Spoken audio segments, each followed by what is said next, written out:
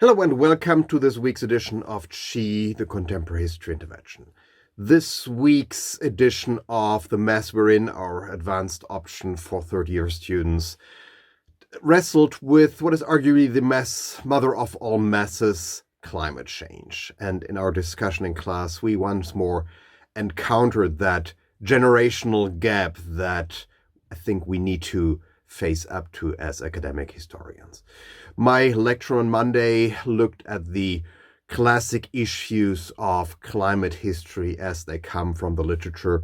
They talked about what, my generation witnessed firsthand: the discovery of global warming, the creation of a public transnational debate on a changing climate, the creation of a scientific consensus, the making of a global network of climate policy, the making of national policies that tackle climate change. That's what I put at the center of my lecture, and the response was, well, okay, boomer.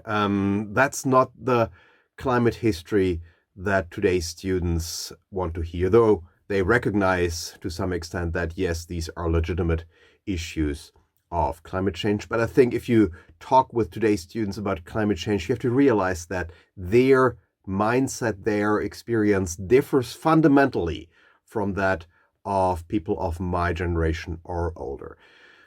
The topics that we wrestled with: is it true?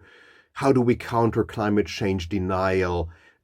Those issues just don't matter to today's student anymore. For today's students, climate change denial is just laughable. It's an intellectual embarrassment, something for old people that you really do not need to discuss anymore. It is beyond the pale. In fact, the entire rhetoric that we have for climate change, the rhetoric that we're dealing with projections, is just not meaningful. For today's students, climate change projections aren't projections. They are their upcoming life. And that makes for a completely different mindset. And it makes for the anxiety that today's students bring to the topic. There is climate anxiety, and that is different from climate apocalypticism that we're familiar with. The apocalypse is, after all, a revelation. There is a subtext in the apocalypse. There is nothing like that in climate anxiety. It just frightens you. Now, when we talk about these different generational views, you come up with a different view of the challenges we're wrestling with. And I wouldn't be surprised that one day we look at the challenges that we've encountered over the past quarter century as, maybe that was the easy part. I say that with the deepest respect for all the researchers who forged the climate change consensus, with deep respect for the many diplomats who spent their life trying to make global climate diplomacy work. But maybe we'll look back at those challenges as the easy part when we talk about climate justice. We talk about life and livelihoods on a warming planet.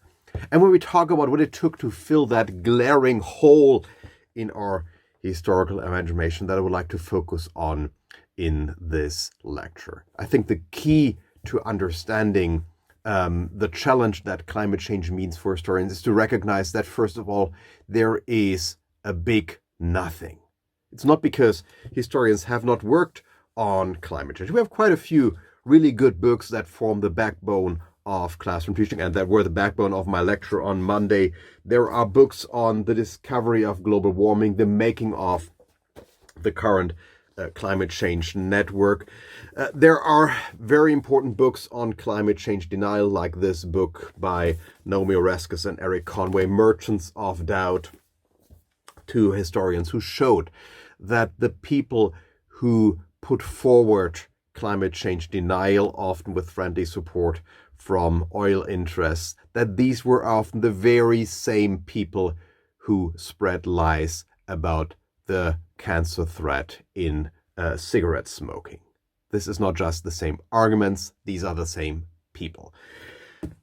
There is also a lot of, a huge mountain of publications on the changing climate itself, historians who made an effort to go through past records and recreate the climate of the past. Going back to this book of Emmanuel Radery about the climate over the last millennium, and most recently this book, my esteemed colleague Christian Pfister, Climate and Society in Europe. So if you want to learn about how the climate has changed and what that meant for humans in the past, you can make yourself informed with a lot of books. But there is a glaring gap, and my students were pretty smart in identifying that. We do not have what one might call a history of climate change from below, a people's history of climate change. No, we don't have that, and we urgently need that if we want to write meaningful history in the 21st century. And please note that I say meaningful history and not meaningful history of climate change, because I don't think that we can isolate or bracket out climate history from history in general in the 21st century. Any idea that living on a warming planet were something that you can isolate is just obsolete. And if you want to write that people's history of climate change, I think the first thing you have to wrestle with is the silence around energy and material resource consumption that we have inherited from the post-war years. There was a brief period of time where energy was easy, free, hassle-free, if you happen to live in a Western society. It was a brief dream, but it still lingers in terms of a carelessness, lack of concern, and a lack of historical narratives. And into this historiographic void come the horror scenarios that we inherit from the climate change debate in our time. The stories of media people, of activists, the stories of that we get from Hollywood. And that's at this moment that I send greetings to our social media person, Billy, who usually would put in wonderful pictures now that capture this narrative, the horror scenarios. And these horror scenarios do resonate. That's what makes for the climate anxiety that we see among young people nowadays. And it's important to realize that this is something that puts historians in a very awkward position. If you write history, and if you write history of a challenge that we do not have historical traditions on, and you have a trope overhanging all this that suggests that whatever story you tell, you better be a disastrous story, story of immeasurable suffering. Well, good luck writing histories that actually make sense.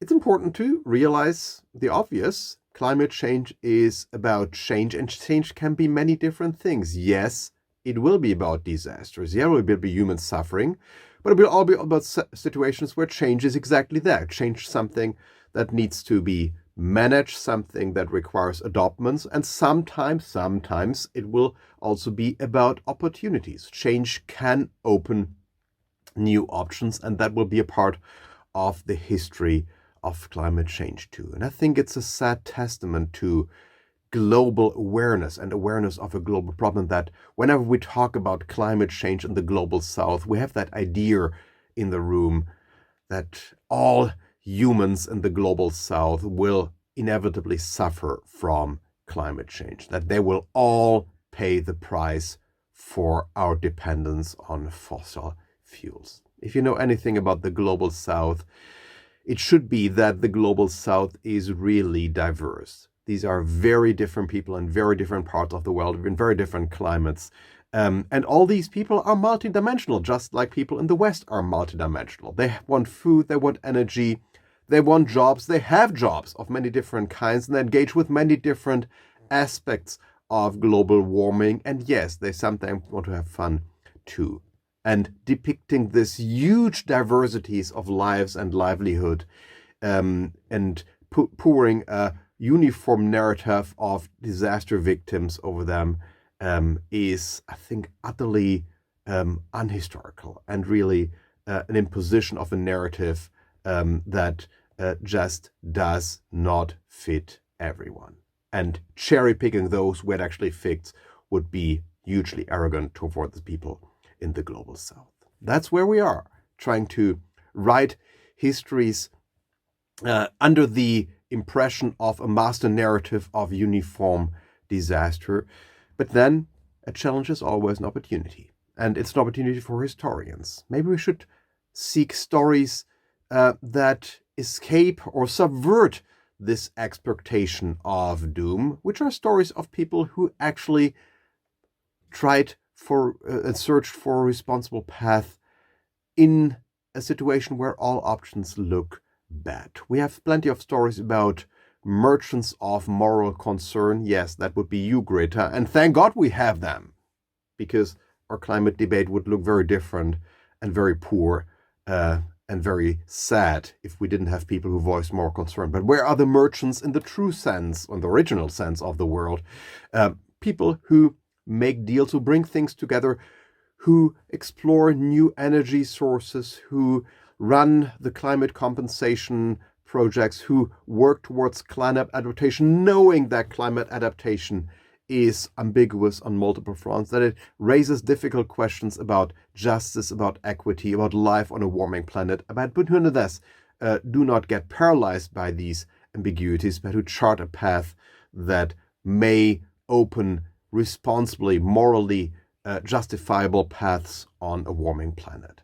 We need to tell those stories. We need to tell the stories of the men and women who make things work and who act as responsible entrepreneurs, political, economic, societal, on a warming planet. And I convey to my students that this is also an opportunity for them. We talked about the service society last week, and I was struck by the negativity of our discussion, how students who think about the service society invariably talk about it in gloomy terms. Well, if you look at where we are in the climate debate, we know that climate change is real. We know that we need to adjust, that we need to change, and change needs leaders, change needs people who know things, and we have all the tools that we need for climate action on this planet. We have renewable energy sources. We know a lot about adaptation. We can calculate the effects of adaptation and mitigation projects with stunning precision.